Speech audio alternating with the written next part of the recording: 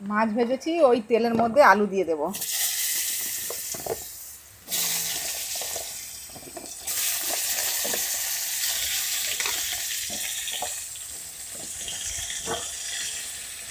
আলুটা একটু ভালো করে ভেজে নেব। আলুটা ভালো করে ভাজা হয়ে গেছে, এর মধ্যে এবার নুন দেব, পরিমাণ মতো নুন।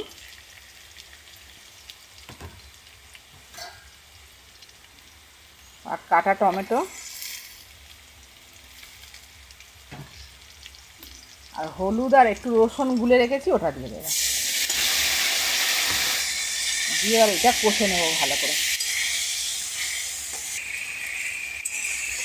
মশলাটাকে একটুখানি ভেজে নিয়েছি, এর মধ্যে কটা কাঁচা লঙ্কা দিয়ে দেবো। এই যে কাঁচা লঙ্কা দিয়েছি,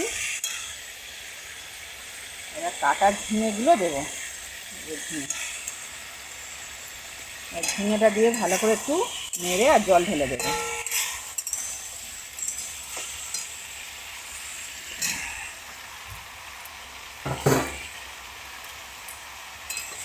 নেড়ে আর জল দিয়ে দেবো।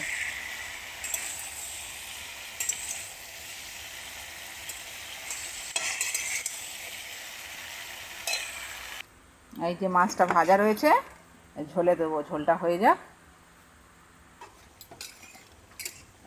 ঝোল ফুটে গেছে ভালো করে, ঝিঙে আলু সব নরম হয়ে গেছে।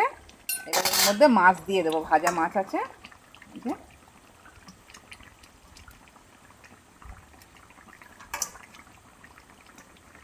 মাছটা দিয়ে আর একটু ফুটিয়ে নেব। ঝোল আলুটা সিদ্ধ হয়ে গেছে, এবার ঝোলটা ঢেলে নেবো ফোড়ন দেওয়ার জন্য। ঢেলে অল্প একটু তেল দিয়েছি।